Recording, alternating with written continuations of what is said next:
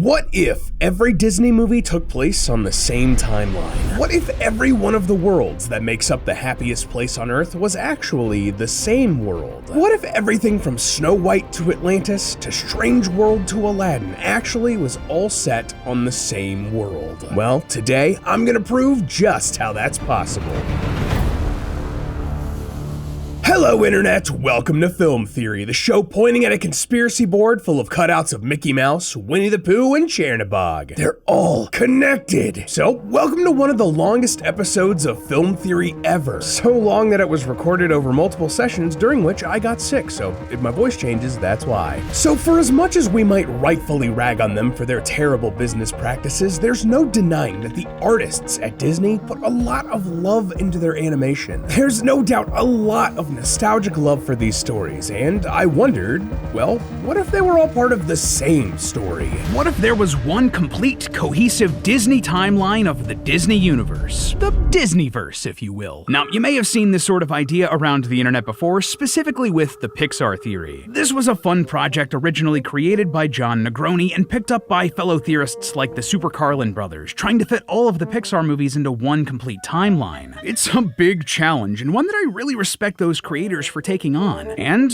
I wanted to throw my hat into the ring with something similar. The Disney theory, doing the same thing with all of Disney's movies. Matt had previously connected a handful of Disney movies with cameos and Easter eggs, but I wanted to do them all, from Snow White to Moana 2. And it turned out much longer than I anticipated. Like, seriously, I was thinking this would be a special 25 to 30 minute video. And this turned into an epic that was over 45 minutes. So, okay, how are we gonna be doing this? What are our rules? Like, most of Disney's movies are pretty ambiguous about when and where they take place, and putting them all together is gonna be a bit janky. But basically, we're going to be looking at all of the historical settings, landscapes, clothes, source material, cameos, and Easter eggs across all of the films to tie them together as best we can. And shoutouts to the awesome fan wikis and channel Mickeyology for being great resources for a lot of the information regarding all of that jazz. They were excellent starting points and just invaluable for us today. Regardless, the most important thing for us is to make sure that the main 62 films in the Disney canon fit in here. If you don't know, the Disney canon are the movies made specifically by Walt Disney Animation Studios. This is Disney's main animation studio that makes their tentpole, big-budget movies directly associated with the Disney brand. Just to be clear, that doesn't include other studios they've owned, the likes of Pixar or Blue Sky Studios or Image Movers or whatever. Like, those are their own things, and maybe we'll get to them someday. For the most part, it also doesn't include works from Disney Toon Studios or Disney Television Animation. Those were the people behind the direct-to-video sequels or animated series spin-offs for the main Disney canon. That being said, sometimes these sequels and spin-offs will have details that will help us definitively place the movies or support the world that we're building here. In those cases, we'll be using them, but we will make sure to call that out. But again, the most important thing for this theory is getting those main 62 films placed. Those extras are just a nice bonus if they fit in too. But with all of that done and dusted, loyal theorists, grab a drink and a snack and get comfortable as we dive into the Disney theory, one of our longest theories ever. Okay, so right off the bat, there's a common thread that ties all of the movies in the Disney canon together, and it's a sprinkling of that Disney magic. No, I mean literally, Disney magic. The thing that distinguishes this universe apart from ours is magic, whether that be through talking animals or ghosts or just straight up wizards. So the first thing to do here is figure out, where does that magic come from? Well, the answer is simple. Stars. I'm talking wishing stars, shooting stars, magic from the sun, which is just a big old star. For whatever reason, in the Disneyverse, stars are inherently magical and can pass that magic along to whatever they touch, and that is, well, everything. See, in the real world, everything is made of star stuff, elements that were first created inside of stars. The same thing is happening here, just with magic alongside the science, as the corniest song in Wish put it. If you really want to know just who you are,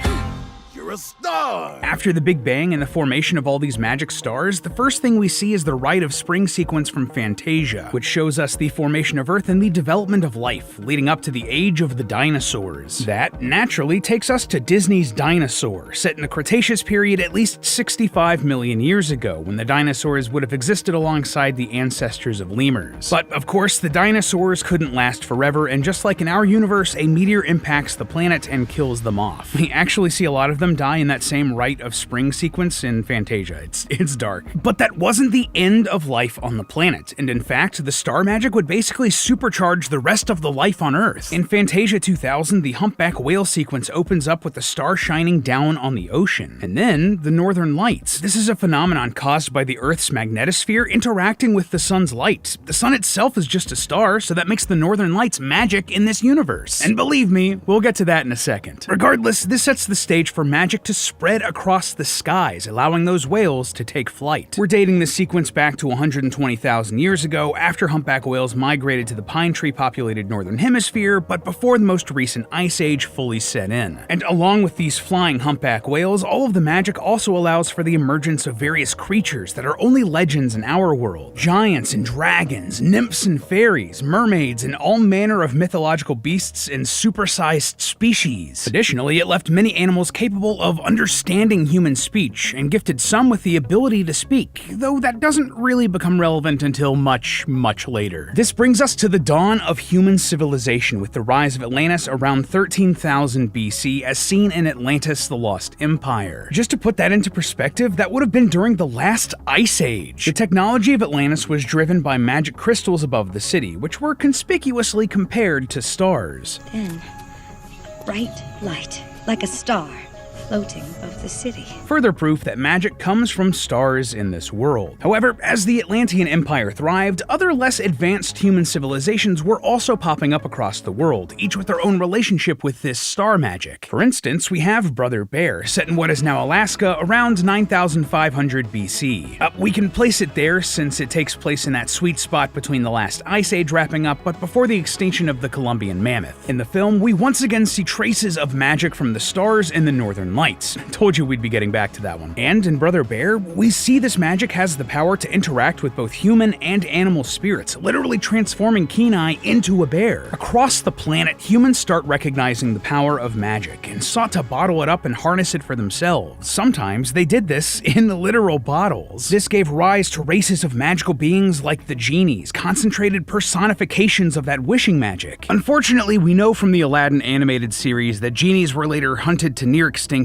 perhaps due to some backlash against magic, considering the devastation that could occur if it fell into the wrong hands. Only a few survivors, like Aladdin's genie, were spared and hidden away in places like the Cave of Wonders. We can actually clock Genie's imprisonment starting in 8600 BC, since 10,000 years will give you such a crick in the neck! And we know that Aladdin takes place in 1400 AD. We'll get there, I promise. And here is where we get to the most pivotal point in the early Disneyverse, the year 7000 BC and the fall of Atlantis, as seen in that movie's prologue. Using their magically fueled technology, Atlantis accidentally nuked the whole planet and created a giant tidal wave. Whoopsie! This led to the sinking of Atlantis and a great flood that hit the entire planet, as referenced by Milo and Kida later in the movie. Such knowledge has been lost to us since the time of the Maybermok. Oh, the Great Flood. This is also where the Noah's Ark sequence from Fantasia 2000 would fit in, where we see Noah save the animals and ferry them to the only sliver of land that's not completely submerged. So that's good news for Noah and his animals, but what about the rest of humanity? Kind of hard to come back from the whole world getting flooded, isn't it? Well, thankfully, there were parts of civilization like Avalonia from Strange World that were able to survive on the backs of giant turtles. Yeah, really. These were likely created by the magic that brought back life after the dinosaurs, and we see in Strange World that they're using the flooded planet as their own personal swimming pool. And believe it or not, but this isn't even the only example of this we see in the Disney canon. In the direct-to-video sequel Aladdin and the King of Thieves, the gang discover the remnants of an ancient civilization built on the back of a giant turtle. Sound familiar? That's just further proof that humans were forced to resettle on the backs of these giant turtles until the continents re-emerged. Oh, and just as a little bonus here, we actually have a direct connection between Atlantis and Strange World. We see an Atlantean book written in its distinctive language at the end of Strange World, suggesting that the fall of Atlantis was studied by the surviving humans. However, eventually Avalonia would have been flooded again as the giant turtles died, or just decided to go back underwater. They got a little divine intervention from some very powerful individuals, thus beginning Disney's Age of the Gods. Yeah, at this point, higher powers swoop in to reshape the world and fix the mess left behind by Atlantis. The first to step up is Te Fiti, who raised the land from the ocean and unflooded the planet. In the beginning,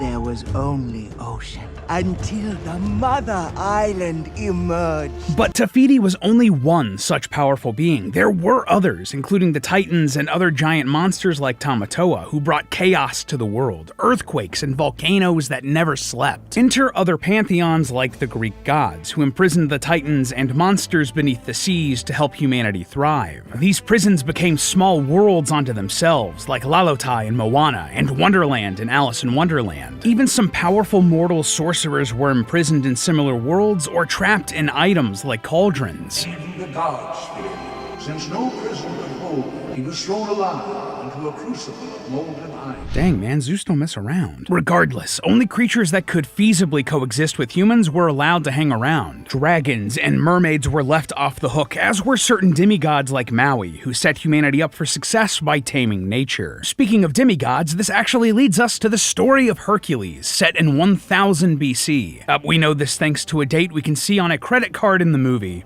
Guess all that wish magic also got capitalism a jumpstart in this timeline. This film also shows us that gods are still running the show, since we see the Greek pantheon and Hercules almost ascend to become one of them. Oh, and just before we move on, Hercules also lets us place the Lion King and all of its ancestor star magic roughly at the same time. See, one of the famous labors of Hercules in Greek myth to prove that he was a hero was killing the Nemean lion, a beast that was terrorizing the town of Nemea. Well, in the Disney movie, we see Hercules wearing a lion pelt that is identical to Scar. So somehow, Scar survived being attacked by the hyenas, and the Lion King made his way up to Greece and was eventually defeated by Hercules. And just to get it out of the way, yes, the Timon and Pumbaa series features those two in the modern day, but those aren't the same Timon and Pumbaa from the movie universe. Timon in the films has 5 stripes on his back, but only 3 in the show, so it's non-canon or some weird alternate universe. But enough about that, let's get back to the Disney gods. Something happened that drove the gods away, or made them take a hands-off approach moving forward, and that thing was the Droon from Raya and the Last Dragon. In the year 800 BC, dark entities known as the Droon spread across the world with the power to turn any creature into stone. And though you might not be able to kill a god, you can trap them forever on a rock. So how can we put this at 800 BC? Well, we know that the Droon rose to power 500 years before the main events of Raya. Well,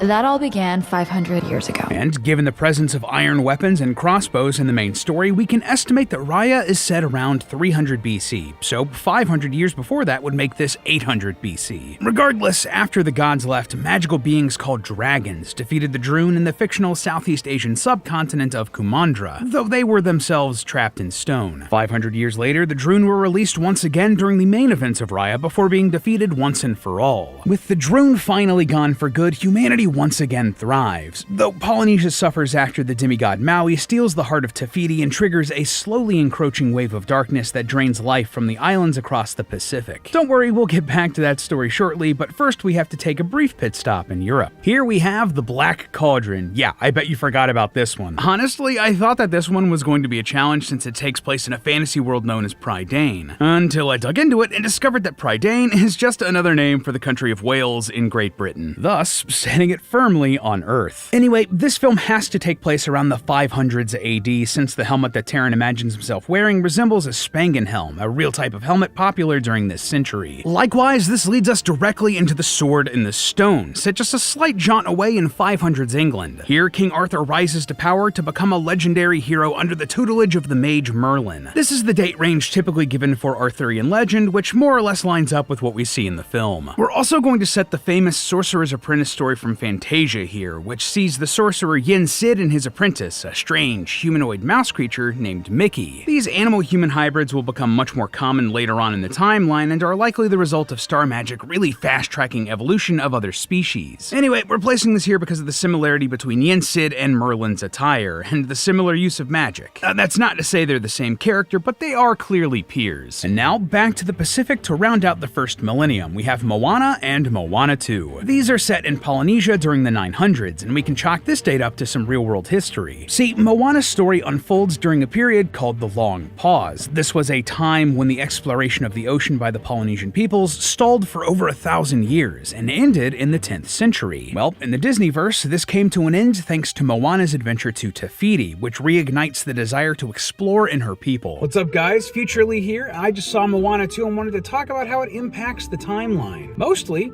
it doesn't. There was a joke in this movie where Maui said that the gods may have butt-dialed Moana, and no one knew what he was talking about, but that it would make sense in about 2,000 years. At first, that concerned me because, hey, that doesn't line up with present day, especially if this is set in like 900 AD. But there are multiple other instances where it does line up with that timeline of about 900 AD. The last Tautai before Moana is said to have been about 1,000 years ago, which lines up with the Great Pause. And likewise, Matangi, the Bat Lady, was trapped in that giant clam for 1,000 years. Again, all of that lines up with the Great Pause, so we're going to say that Dwayne Johnson just ad-libbed that line, and we're gonna leave it at that. This then gets us to the start of a new millennium, and before we go further here, I have to make a note. Not every kingdom depicted in the Disney universe has a great real-world analog. Like, some of them might have been one of the thousands of small petty kingdoms that popped up around Europe in the Middle Ages before merging or getting eaten up by a larger kingdom or nation, but in the Disneyverse, it seems like plenty of these lands continued to dot the map as independent states for a prolonged period, at least up until the 20th century. For example, according to Disney, Wish is set in the 1200s off the southern coast of Spain. If I were to guess, it takes place on Ibiza, or a similar island in the Mediterranean, allowing for travelers from all over Europe and Africa to find their way there. That would also make it a prime candidate to spread parts of its culture across the region, and why we see so many early versions of classic fairy tale stuff like fairy godmothers and magic mirrors in Wish before they pop up in other European stories. Like, for instance, Sleeping Beauty. Thankfully, this one is easy. It takes place within the borders of what is now France in the 1300s. Now, Father, you're living in the past.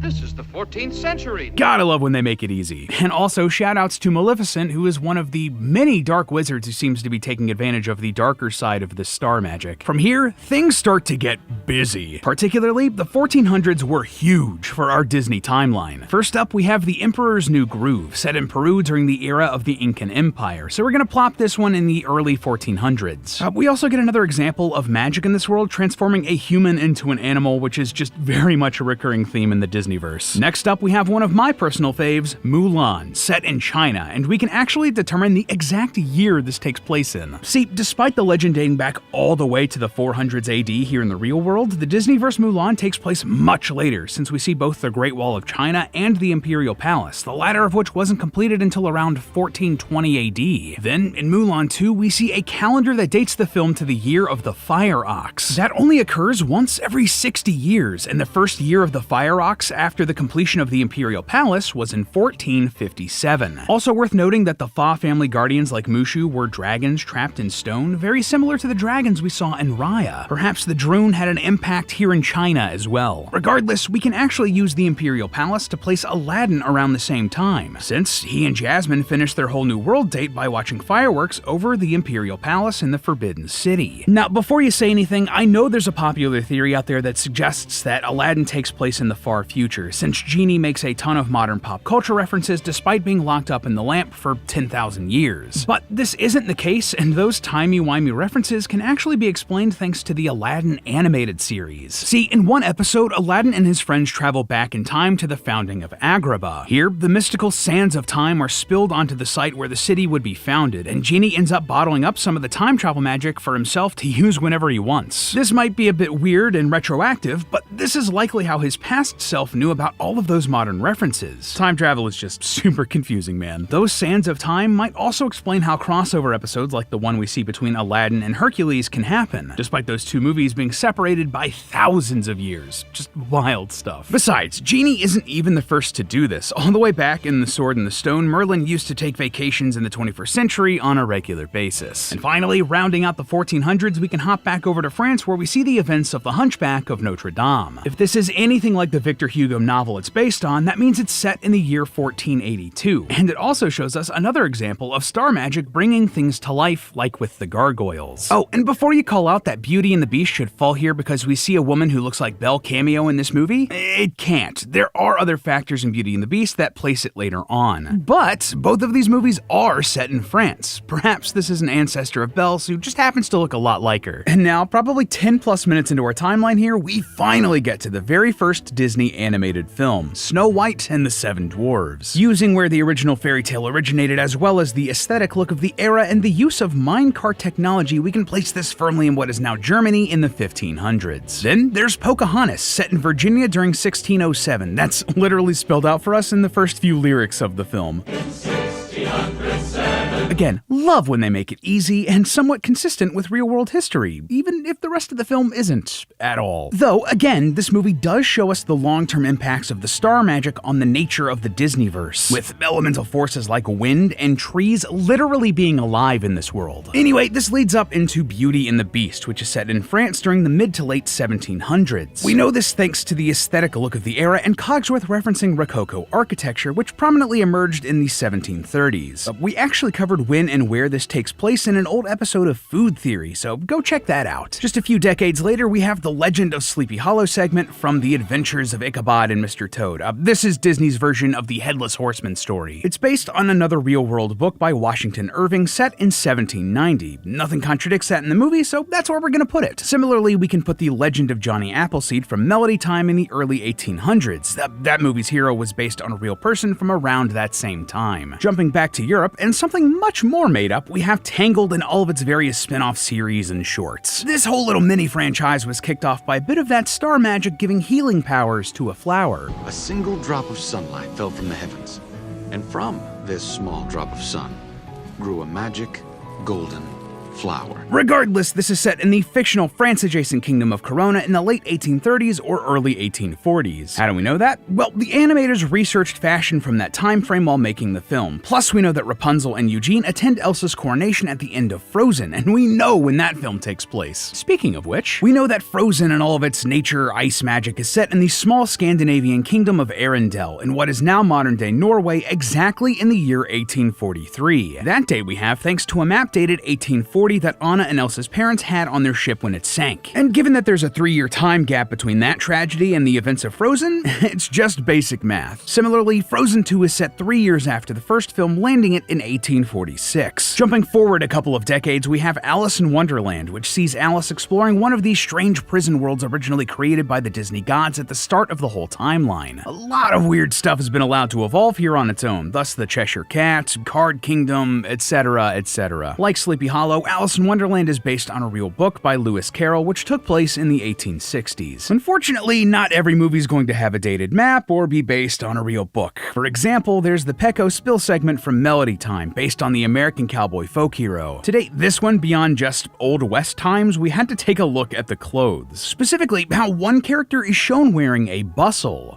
This was a part of a dress meant to push up the rear of the skirt and became a prominent part of American and British fashion in the 1870s. That lines up with the real-world legend of Pecos Bill, so that's where we're going to be planting this one. Similarly, bustles also show up in Cinderella, which places that movie in the 1870s, and the landscape of the kingdom shown in the film resembles the real-world region of Occitania in southern France, which tracks for the location. Also worth noting that this movie has yet another appearance of a wish-granting magical being like the genie and the fairy godmother, and small sentient talking critters like the mice, further showing the impact star magic has had on the Disneyverse and just how different it is from our world. But another important thing that Cinderella does for us, it lets us place exactly where the Little Mermaid goes on our timeline. Here, let me explain. We know that the movie takes place on Prince Eric's island kingdom set in the Mediterranean, likely near the real-world island of Corsica. This would explain the various characters and visual influences from nearby European cultures like Britain, Italy, and France. Nice young ladies, just don't swim around rescuing people in the middle of the ocean. Oh, you're gonna love it.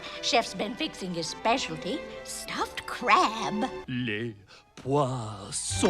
poissons, how I love les poissons! But the thing that really cements this time and place and why it's connected to Cinderella? Well, the king and the Grand Duke from Cinderella are shown attending Eric's wedding to Ursula, which was put together in less than a day. So Eric's kingdom would have to be close enough to southern France for them to make it to the ceremony on time. Corsica was even connected to France by telegraph by the year 1870, allowing for quick messages to make it to the characters of Cinderella. Plus, in Cinderella 2, Dreams Come True, the king and the Grand Duke rush off explaining, "We have important matters of state to attend to." Important matters of state.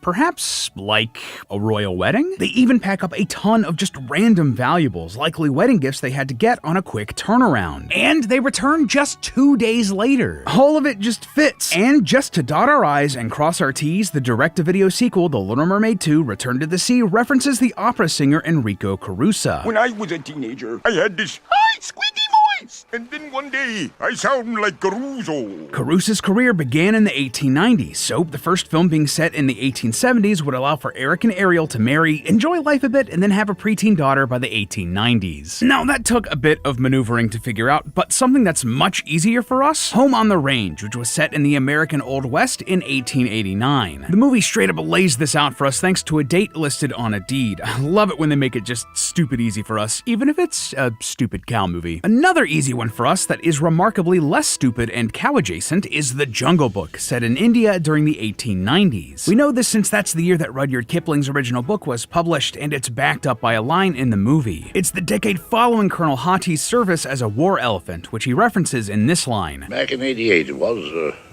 what was it? It's here where we come to another pivotal moment in the Disneyverse just from the sheer amount of important elements that all happened in one place, Pinocchio, which takes place in Italy. We can also pin this one down to the 1890s thanks to the Ferris wheel we see in the amusement park, and thankfully, this lines up with a lot of other evidence we see from the Disney canon. For instance, we can see one of Geppetto's earlier puppets in Corona during the events of Tangled about 50 years before, which checks out with just how old Geppetto would be at this point. But an even more significant connection might be to a movie you're not expecting, The Emperor's New Groove. Think about it. The Pleasure Island operation we see in Pinocchio is built on potions that transform boys into donkeys. Sound familiar? Pinocchio even takes place when Peru and Italy expanded their trade relationship in the real world. And we know that a number of the donkeys get shipped to salt mines. As it turns out, Peru is home to one of the longest running salt mines on the planet, which uses donkeys to this very day. So, you heard it here. The potion that transforms the kids in Pinocchio is the same one from The Emperor's New Groove. Whew,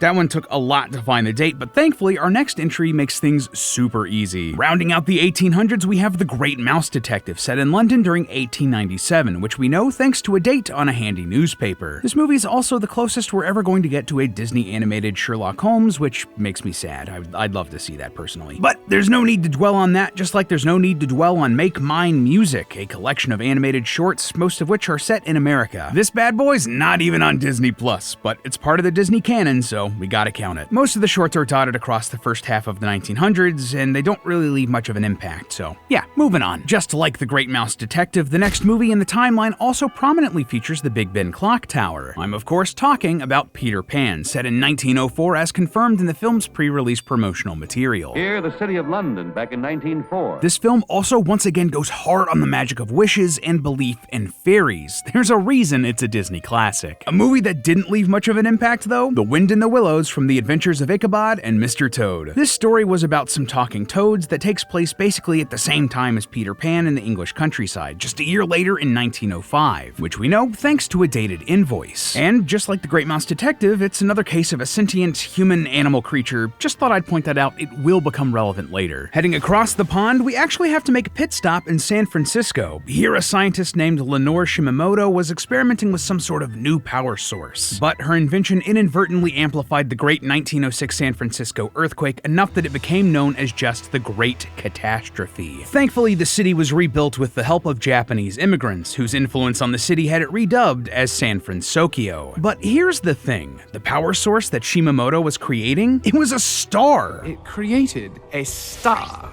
A star? Yeah, she was trying to harness the same star magic that set the Disneyverse on this wildly different path. The same stuff I assume the Atlanteans got their hands on and blew up like the whole world. Just goes to show how powerful this stuff is and how it continued to alter the Disneyverse even this far along the timeline. Heading over to New Orleans, we have Lady and the Tramp, which mostly takes place in 1908 based on a calendar marking a baby's delivery date. April of 1908 was the only month around this time that had April 1st fall on a Wednesday. And before we take a break from our animal-centric movies, we have to head from the French Quarter to France itself, where we have the Aristocats, set in Paris in the year 1910. Again, you just have to love it when they make it easy with these superimposed texts. We love it, it's great. Something that was not as easy though? Well, we're gonna put Tarzan in Africa also in the year 1910. Why would this one be hard? Well, first off, there's a popular theory floating around online that Tarzan's parents are actually King Agnar and Queen Iduna from Frozen. One of Frozen's co-directors actually has this headcanon themselves. But that doesn't doesn't really line up with the other things we know about these movies. For instance, it's said that the parents in Frozen were sailing to attend a wedding, the wedding of Rapunzel and Eugene from Tangled, which we've established takes place in Western or Central Europe. If the Frozen parents were coming from Norway to go to that wedding, why would they be close enough to Central Africa to wash up and build a house there? And secondly, honestly, I just don't see the resemblance here. We physically see all 4 of the parents in these films, and I just don't think that they look enough alike to make up for the difference in geography. And also, as we're about to see, the timeline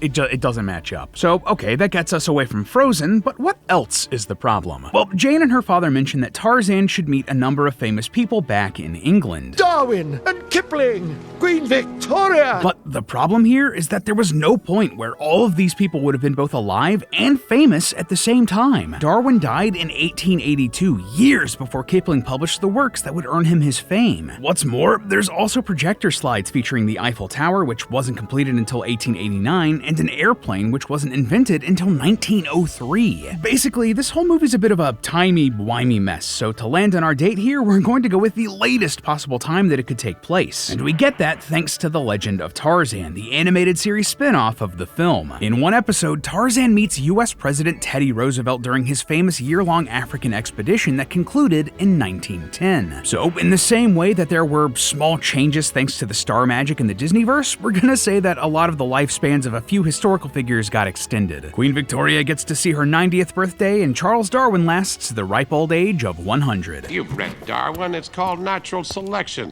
Perfect segue, because that brings us to the main events of Atlantis: The Lost Empire, set in 1914 per the superimposed text at the start of the film. Easy, we love it. This movie really shows us how the development of technology has also been enhanced by the influence of star magic. Though submarines existed in the real world as early as the 1620s, the subs in World War I were nowhere near what we see in Atlantis. And trust me, things get much crazier later on because of this. But for now, we have to head back to New Orleans for the events of The Princess and the Frog. This is set in 1926, which we know thanks to a newspaper, and shows us yet another case of magic turning people like Tiana and Naveen into animals. And in a slightly different case of talking animals, we then have both Winnie the Pooh and the Many Adventures of Winnie the Pooh. Just like the books they're based on, these films take place in the 1920s, though Christopher Robin's imagination is the magic that brought Pooh and his friends to life in this case. Then The Fox and the Hound is set in the rural United States, probably in the 1930s, based on the technology we see in the sequel, because, of course, there's a Fox and the Hound 2. Is nothing sacred? I guess not, because then there's Peter Pan: Return to Neverland, set in London during 1941. We know this because it takes place during the Blitz, the World War II bombing campaign against the United Kingdom. And around the same time, there's Dumbo and Bambi, both set in the United States around the time of their release, 1941 and 1942 respectively. Up next, there's a bit of an interesting case. At the same time, we have the films Saludos Amigos, The Three Caballeros, and Fun and Fancy Free, all of which take place in roughly the mid-1940s. Just like The Black Cauldron, I figured that these would be very difficult to place because they so heavily feature societies full of humanoid animals similar to The Sorcerer's Apprentice. But other films don't have those characters or peoples as widespread, if at all. Well, the solution was quite obvious. Fun and Fancy Free introduces the idea that these films with these characters are literally stories being told or heard in-universe by Jiminy Cricket. That's what's happening here. It's just like The Matrix. We're 2 layers deep with these films and their segments being stories inside of the Disneyverse, likely influenced by stories or historical records of stuff like The Sorcerer's Apprentice. Now, I know that we've been glossing over most of the sequels unless they were main movies like Frozen 2, or they were needed to help place a film in our timeline here, but we have to talk about Atlantis again. Yeah, the direct-to-video sequel Atlantis: Milo's Return takes place in the 1940s after World War II, over 30 years after the main events of the first film. The movie also ends with Atlantis returning to the surface, which will have a big impact on technology in the future. Trust me, we'll get there. Oh, and also, just before we move on, Atlantis 2 also lets us slide in the classic Disney animated series Gargoyles into the timeline. See, Milo's Return was originally going to be a spin-off series called Team Atlantis, which was canceled after The Lost Empire bombed at the box office. Well, one of the episodes of Team Atlantis was going to feature Demona, a main antagonist from Gargoyles. And this wasn't just like a random idea they had a script done. This basically opens up all of the mythology touched by Gargoyles and fits it into the Disneyverse, including their versions of Odin, Puck, King Arthur, and Avalon. Guess the kid from Sword in the Stone had a major glow-up, didn't he? Honestly, this one is just a bit of selfish Lee content because Gargoyles was such a formative part of my childhood. This might not fit 100% inconsistent with everything else here, but just let me have this one, okay? Something that is clear and does fit in, though, Encanto, with all of its star magic packed inside of the casita, is up next, set in 1950s Colombia. This is 50 years after the Madrigal family fled their home due to some sort of Colombian conflict, likely the Thousand Days War, which happened around the year 1900. Bruno also references telenovelas, which didn't really become a thing until the 50s, so it fits. So what do you like? What do you like? You like sports? Game show. Telenovelas. And a thing that was also around in the 50s? Dalmatians. Over 100 of them, in fact. Yeah, right after Encanto, we have 101 Dalmatians set in London, though the date's a bit funky. Why? Well, we see a calendar that suggests 1954, but a newspaper that states 1958. It's possible that someone could have had a calendar that long that was just out of date, but just to be on the safe side, we're actually going to place this movie and its sequel in late 1960 and early 1961. This is because its sequel, 101 Dalmatians 2, Patch's London Adventure, has multiple newspapers from 1961. Also, real quick, it's just truly tragic they didn't name this sequel 102 Dalmatians. Like, that title is one of the few things a live-action remake did better than the animation. Continuing our trend of classic animal movies, next up we have The Rescuer, set during the time of its release in 1977, with the bulk of the story taking place in a Louisiana bayou. Man, Louisiana in the Disneyverse gets real busy, doesn't it? Anyway, we also know that the sequel, The Rescuers Down Under, takes place in Australia during 1979, all thanks to this shot of a calendar.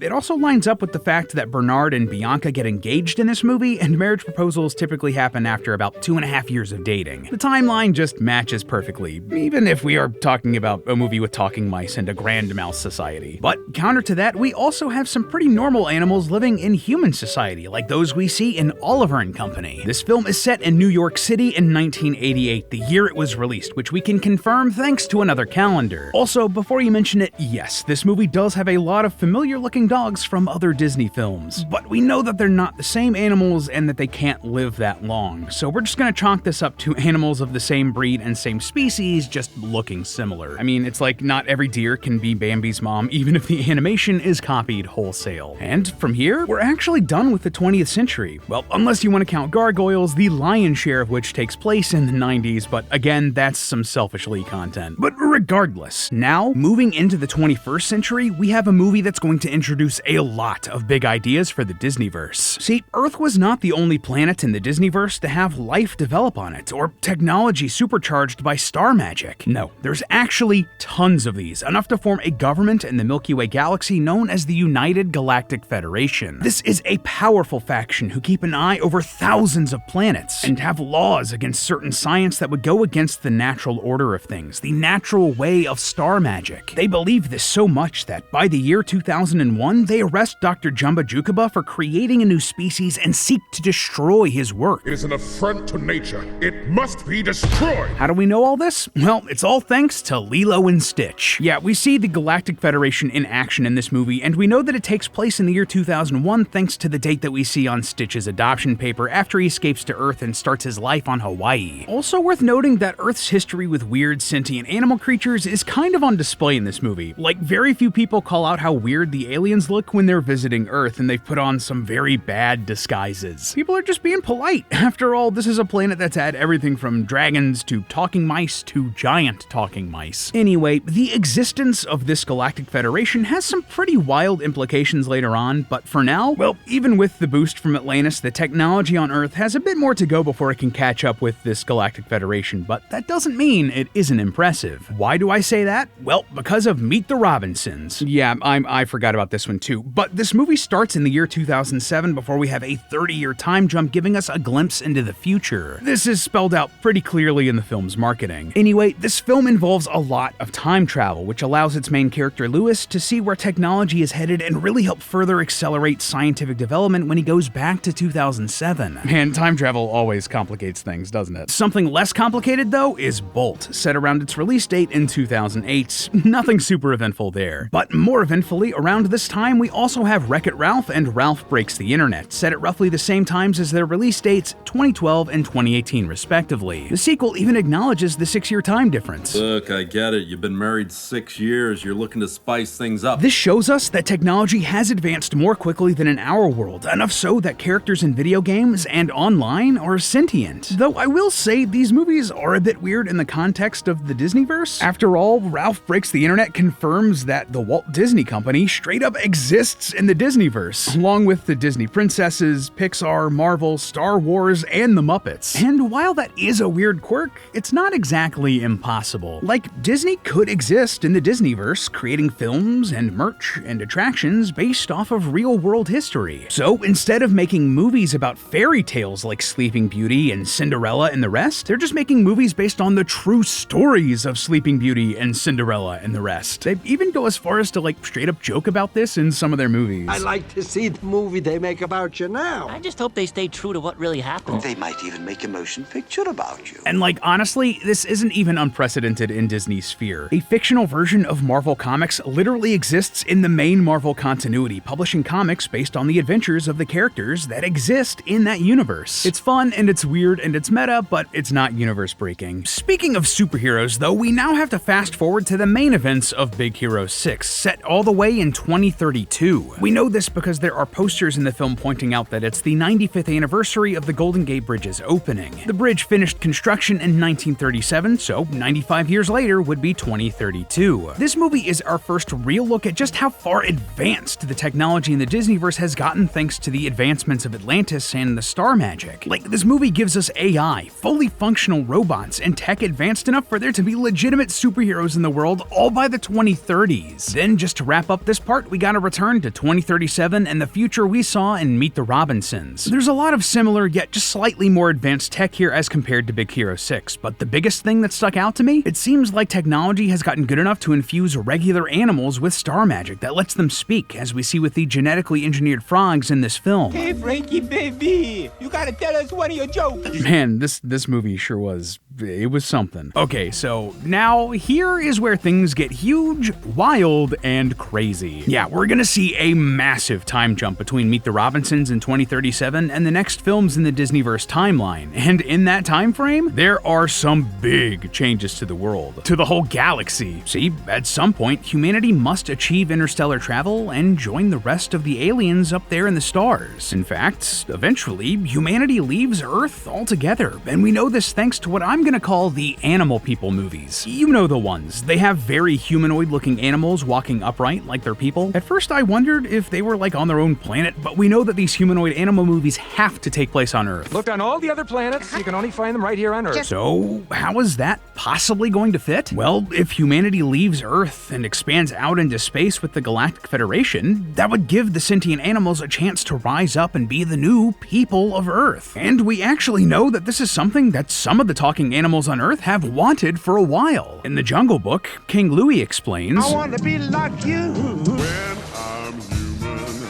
as I hope to be. And in Wish, the goat goes even further. I dream of a utopian metropolis where all mammals are equal and wear clothes. So, now that humanity has gone on to greener pastures in the stars, the talking animals take the chance to make Earth their own, where they can evolve into their own societies and eventually become more humanoid. Early on, they look a bit like civilizations from Earth's past, and even reuse old names for their peoples and their governments. This is where we find Robin Hood in our timeline. During this period, a lot of predators from the top of the food chain are in charge, like the lions King Richard and Prince John. I mean, heck, even Robin Hood and Maid Marian are foxes. This ingrains a lot of prejudice into this society, even hundreds of years later. Like in Chicken Little, where a fox bullies Chicken Little and his friends, and in Zootopia, where a lion is elected mayor, though predators are often stereotyped as violent. Thankfully, by the end of that movie, they do seem to be working towards a more equal society, which is great. You love to see it. And just the cherry on top of this, we know that this strange version of Earth full of talking animals is a bit of a tourist destination for aliens in the Galactic Federation. We stop here every summer on the way to the in-laws. Every year. Yeah, we see in Chicken Little that some animals come by this planet every year, like it's an apple orchard or amusement park. But perhaps they should have been focusing their attention elsewhere, because at some point, this entire Galactic Federation must collapse or change drastically. Perhaps this was due to some sort of galactic-wide catastrophe, maybe some sort of civil war. We just don't have enough information to say. But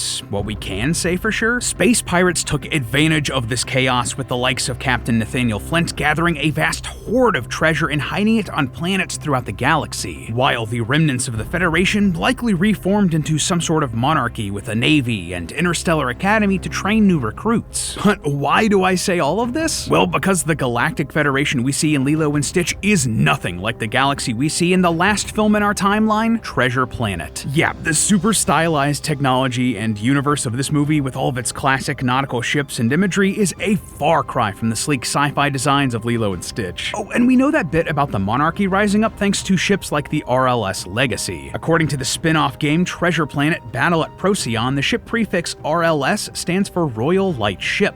Royal as in royalty, a king or queen. And yes, we know that all of this has to be part of the same timeline as the Federation we see in Lilo and Stitch, because the young Jim Hawkins has a plush doll of Stitch in his room, meaning that the adventures of Experiment 626 must be well known enough in this world to become merchandisable. You know, real talk aside here, but Treasure Planet has always been in my top 3 favorite Disney animations. I wish it was more successful and we got more of it, but alas. And from here, well, there's nothing else. That's the entire Disney theory so far. The entire story of the Disneyverse by piecing together all of their movies and as best a way we could. Is some of it a bit janky? Yeah, there are a lot of films here with a lot of similar but slightly different ideas. But I think we did a really good job here. Our team, our editors and researchers really crushed it on this just massive project. And honestly, this was just so much fun, and I can't wait to see where the future movies fit into the Disney theory. But until Disney releases a new movie, remember that it's all just a theory. A film theory. And cut.